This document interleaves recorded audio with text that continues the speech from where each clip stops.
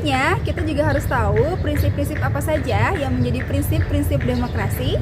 Yuk, kita simak penjelasannya. Prinsip-prinsip demokrasi terdapat 5 prinsip. Yang pertama, adanya keterlibatan warga negara dalam pembuatan keputusan publik.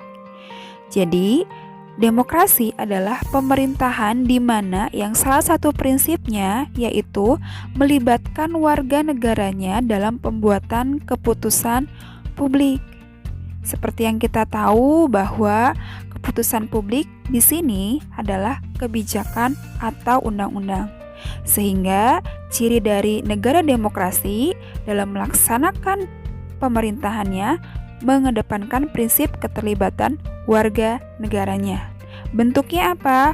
Pemberian masukan, ide, substansi, dan isi dari undang-undang yang mana mungkin tidak secara langsung, tapi keterlibatan warga negara ini pun bisa diwakilkan. Siapa yang mewakilkan?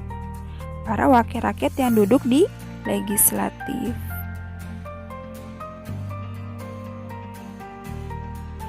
Prinsip yang kedua yaitu persamaan atau kesetaraan di antara warga negara.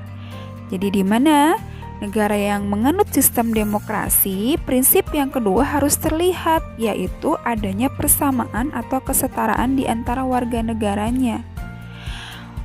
Dia miskin, dia kaya, dia pejabat publik, dia warga masyarakat biasa, semua kedudukannya sama. Terutama dilihat dari sisi hukum dan juga bidang-bidang lain. Itulah prinsip dari demokrasi yang kedua, yaitu adanya persamaan atau kesetaraan di antara warga negara tanpa memandang kelas sosial. Terutama persamaan ini berlaku dalam konteks keadilan dan juga hukum. Dan juga konteks pemerintahan tentunya. Prinsip yang ketiga yaitu kebebasan yang diakui oleh warga negara. Jadi, demokrasi ini prinsip yang ketiganya yaitu adanya kebebasan yang diakui oleh warga negara. Kebebasan siapa? Kebebasan warga negara itu sendiri, kebebasan pemerintah, dan kebebasan-kebebasan lain yang menjadi unsur utama dari demokrasi, di mana kebebasan tersebut pun harus diakui dan dihargai oleh warga negara lain, pemerintah, dan juga pihak lain. Tapi tentu kebebasan yang seperti apa yang diakui ini? Jelas kebebasan yang bertanggung jawab. Bertanggung jawab. Jadi bukan hanya kebebasan yang bebas semau kita, freedom dan lain-lain, tidak. Tapi kebebasan di mana kebebasan tersebut dibatasi oleh kewajiban kita terhadap orang lain. Itulah kebebasan yang bertanggung jawab. Kita pun harus melihat dari hak orang lain dan bagaimana kewajiban kita agar hak orang lain tersebut bisa terpenuhi. Disitulah kebebasan yang bertanggung jawab terlaksana dengan baik.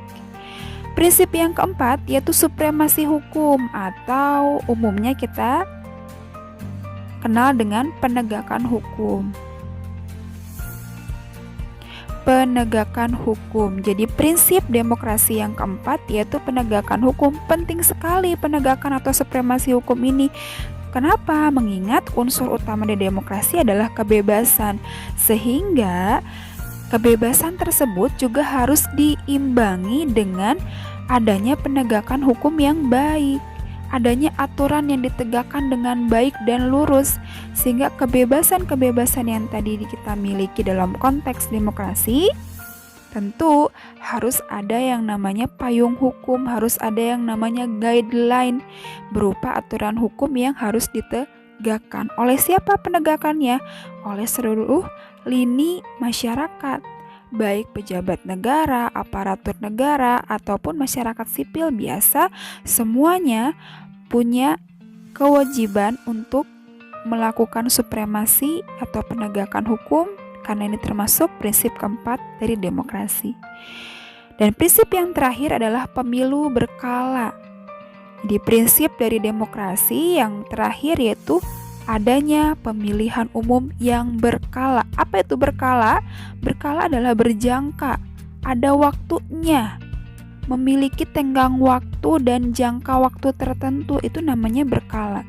Nah, kita tahu bahwa prinsip kelima ini sudah berjalan di negara kita, di mana adanya pemilu dan dilakukan secara berkala, yaitu setiap 5 tahun sekali, dan itu tertuang aturannya dalam undang-undang.